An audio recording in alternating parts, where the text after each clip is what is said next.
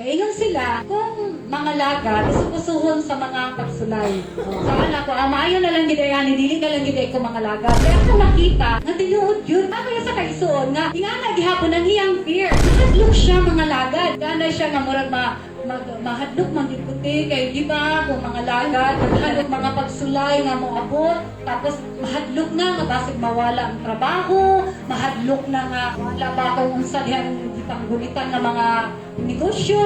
Ang mindset ano mo ito nga anak ko sa iya nga kay syempre kato nga time murag na nakasabot na ko anak ko sa iya nga di ba nag-ana diha sa pulong sa Ginoo nga unsaon na nimo kung maangkon nimo ang tibuok kalibutan kung ang imong kalag isugnod ra dito sa kalayo sa impyerno. Anak ko kay mintras buhi pa gyud ta ikaw nga hinumduman lang gyud nato permi ang life ni Lot no sa panahon nga si Lot dato kay di kuso-kuso wala siya ni biya.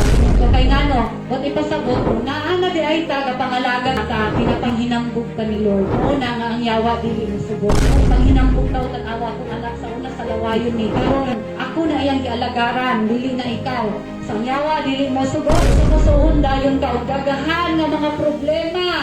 Sulayan gyud ka maayo. Karon lang gyud nga muundang ka. Kay aron maiya ka. Kinsa man gitag-iya sa atong kinabuhi. Bisan tag-iya kinsa tanan nga naa sa ato bisag ang atong gininhawa. Dili ta makaingon nga tungod ni kay nagkaon ko og mga lami nga mga pagkaon. Healthy ang akong ginakaon gainom ko vitamin. Kuan ko permi ko dili na kay kung dili tugot ni Lord nga ug mabuhi ka wala gyud ka. Bisag unsa pa ka healthy ka. Ana ko mga lagat lang gyud ka. Kay ano ang reward nato dili wala man diri. Naa man sa langit.